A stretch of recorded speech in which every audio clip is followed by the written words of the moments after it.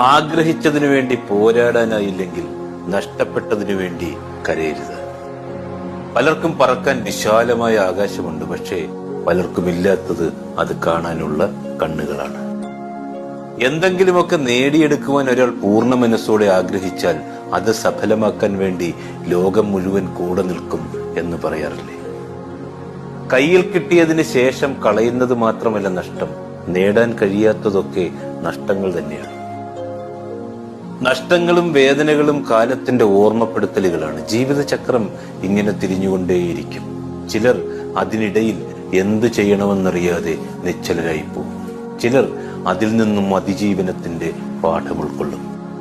നഷ്ടങ്ങളുടെ ചിറകിനടിയിൽ കിടക്കുമ്പോഴാണ് ഇഷ്ടങ്ങളുടെ ആകാശം കണ്ടെത്തുക. അതുവരെ കാണാത്ത പലതും കാണുന്നതും അപ്പോഴാണ്. ഒരുപാട് തോറ്റവരുടെ വിജയം അതൊരിക്കലും ചെറുതാകില്ല.